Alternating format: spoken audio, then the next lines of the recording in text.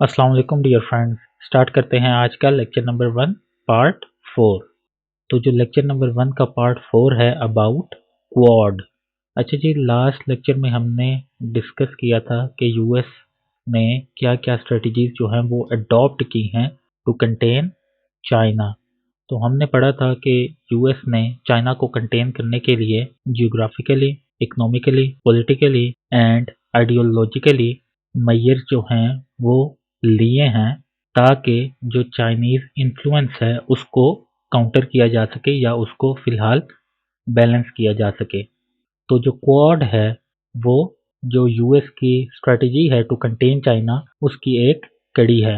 What is Quad? Known as the Quadrilateral Security Dialogue, the Quad is an informal strategic forum comprising four nations, namely United States of America, USA, India, Australia, and Japan. One of the primary objectives of Quad is to work for a free, open, prosperous, and inclusive Indo-Pacific region. The group met for the first time in 2007 on the sidelines of the Association of Southeast Asian Nations, जिसको हम ASEAN कहते हैं. It is considered an alliance of maritime democracies, and the forum is maintained by meetings, semi-regular summits, information exchanges, and military drills of all the member countries. अच्छा जी, quad जो है वो एक informal strategic forum है जिसमें 4 countries America, Bharat, Australia और Japan शामिल हैं। इनके जो प्राइमरी ऑब्जेक्टिव्स हैं वो ये हैं कि जो इंडो पैसिफिक रीजन है उसको ओपन किया जा सके, फ्री किया जा सके फ्रॉम चाइनीज इन्फ्लुएंस या किसी किस्म के भी या किसी और कंट्रीज के इन्फ्लुएंस से, और इस रीजन को तरक्की याफ्ता बनाया जा सके। जो क्वाड है उसकी जो फॉर्मल पहली मीटिंग हुई वो 2007 में हुई आसियान के प्लेटफॉर्म से।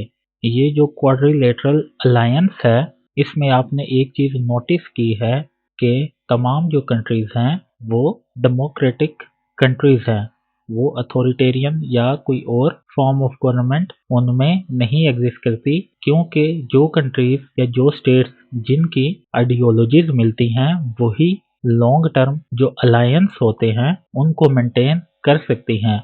आप यूरोप की एग्जांपल लें, यूरोप में 26-27 कंट्रीज हैं, तमाम कंट्रीज जो हैं वो डेमोक्रेटिक कंट्रीज हैं, किसी में भी कोई डिक्टेटरशिप या अथॉरिटेरियन रिजीम नहीं है। तो इसी वजह से जो क्वाड है इसको समझा जाता है कि ये एक लॉन्ग टर्म अलायंस साबित होगा, लेकिन उसको हम आगे अपने लेक्चर में देखेंगे कि इसका जो फ्यूचर है वो क्या है। जो क्वाड है इसमें जो रिप्रेजेंटेटिव कंट्रीज हैं वो एक दूसरे से मिलते हैं थ्रू मीटिंग्स। इनकी रेगुलर मीटिंग्स कंडक्ट होती हैं, अब सेमी रेगुलर समिट्स होते हैं, इंफॉर्मेशन एक्सचेंजेस होती हैं, और जो इनकी सबसे बड़ी एक्सचेंज होती है वो थ्रू मिलिट्री ड्रिल्स होती है कि तमाम जो कंट्रीज होते हैं वो अपनी जो नेवी होती है मोस्टली उनकी स्ट्रेंथ्स को ये एग्जिबिट करते हैं। Let's jump to the next slide कि इसकी फॉर्मेशन कैसे हुई, फॉर्मेशन ऑफ क्वाड।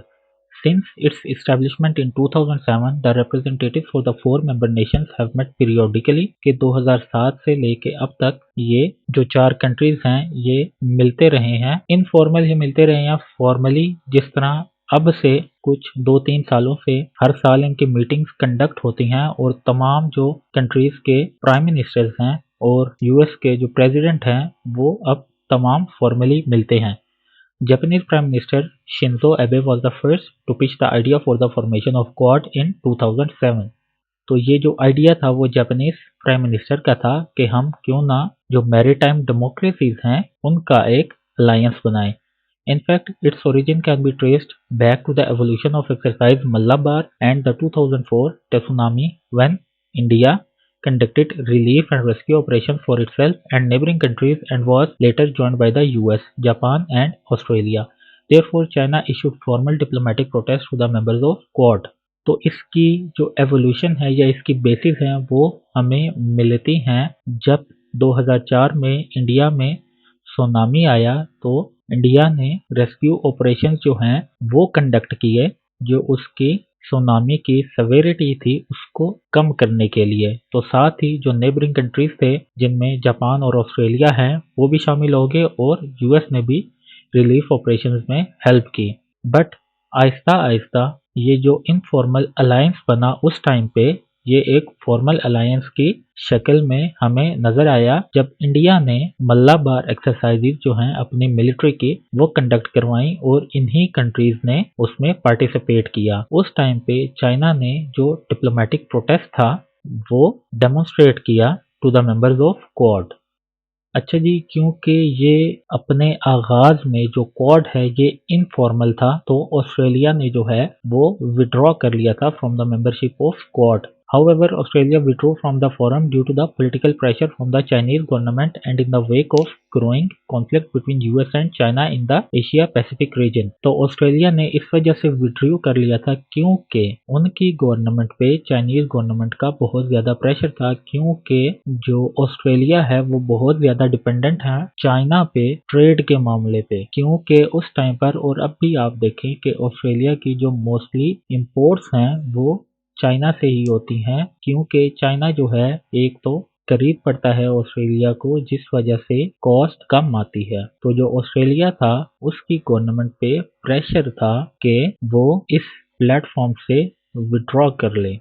और एक और भी रीजन थी कि जो ऑस्ट्रेलिया है वो ना तो यूएस से अपने ताल्लुकात जो बायलैटरल रिलेशन है वो खराब करना चाहता था, ना चाइना से, मीन्स कि वो किसी एक तरफ लीनियंट नहीं होना चाहता था Australia. But in 2010 enhanced military cooperation between the US and Australia was resumed, leading to Australia's comeback to the Quad's naval exercise। But 2010 में यूएस और ऑस्ट्रेलियन गवर्नमेंट के दरमियान एक मिलिट्री पैक्ट हुआ जिस वजह से ऑस्ट्रेलिया ने हामी भरी कि वो कम बैक करेगा क्वाड्स नेवल एक्सरसाइजेज में। In 2012, the Japanese Prime Minister emphasized the idea of Asia's democratic security diamond comprising the US, Japan, India and Australia। It was in 2017 when the first official talks under the Quad took place in the Philippines। तो जी 2012 में जो Japanese prime minister थे उन्होंने ये idea disclose किया और 2017 में जो क्वाड के ऑफिशियल मेंबर्स हैं उन कंट्रीज के जो रिप्रेजेंटेटिव्स हैं वो मिले फिलीपींस में। तो क्या आइडिया था डेमोक्रेटिक सिक्योरिटी डायमंड का? तो जी इस इमेज में आप देख सकते हैं डेमोक्रेटिक सिक्योरिटी डायमंड को।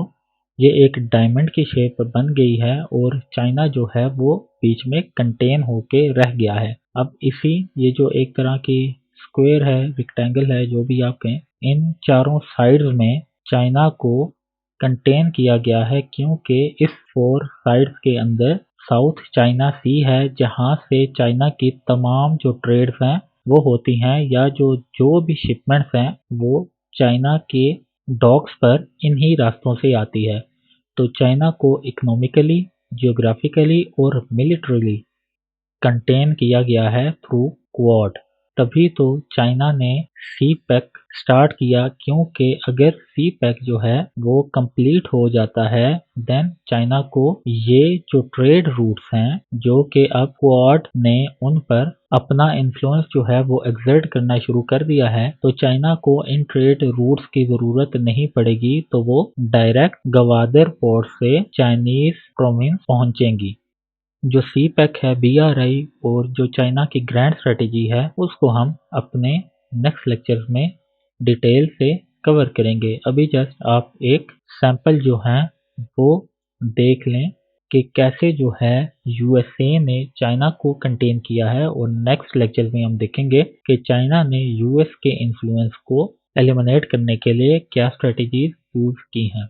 तो प्रिंसिपल्स क्या हैं क्वाड के? The motive behind the Quad is to keep the strategic sea routes in the Indo Pacific free of any military or political influence. It is basically seen as a strategic group to reduce Chinese domination। The core objective of the Quad is to secure a rule-based global order, freedom of navigation, and a liberal trading system। The coalition also aims to offer alternative debt financing for nations in the Indo-Pacific region। तो जी major principal ये है कि जो south China सी है यहाँ से China का जो इन्फ्लुएंस है उसको ख़त्म किया जा सके, क्योंकि हम देखते हैं कि इस रीजन में चाइना से बड़ी सुपर पावर कोई नहीं है। तमाम छोटे छोटे कंट्रीज हैं जैसे कि मलेशिया हो गया, ताइवान है, हांगकांग है, फिलीपींस है, वियतनाम है, साउथ कोरिया है। तो ये तमाम जो कंट्रीज हैं इनकी भी शिपमेंट्स यहीं से आती हैं। बट जो चाइना है उसकी नेवी का बहुत ज़्यादा इन्फ्लुएंस है क्योंकि उन्होंने जगह जगह पर मिलिट्री बेसिस जो हैं वो अपनी बनाई हुई हैं।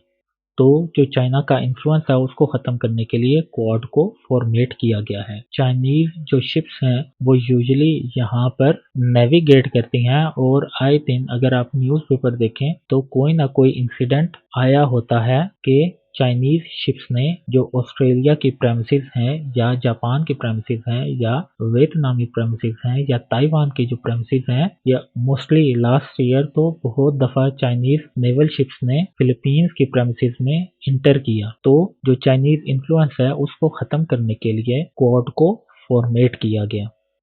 जो दूसरा प्रिंसिपल है वो ये है कि चाइना जो है जब इन कंट्रीज में या जो बाकी दूसरे आइलैंड्स हैं, जो छोटे छोटे कंट्रीज हैं या आइलैंड्स हैं, जिस तरह श्रीलंका है वहाँ पे चाइना ने बहुत ज़्यादा अपनी इन्वेस्टमेंट जो है वो की हुई है। तो जो क्वाड का जो दूसरा प्रिंसिपल है वो ये कहता है कि हम इन्हीं कंट्रीज को डेवलपमेंट फंड्स प्रोवाइड करेंगे जिससे वो कंट्रीज जो हैं वो अंडर डेट ना आ सकें।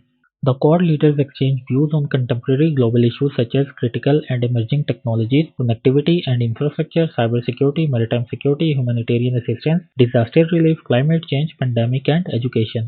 तो जो क्वाड का स्कोप है वो बस मैरीटाइम पर ही बेस नहीं है बल्कि technology, connectivity, infrastructure development, cyber security, disaster relief, climate change, इन तमाम चीज़ों को भी क्वाड कवर करता है।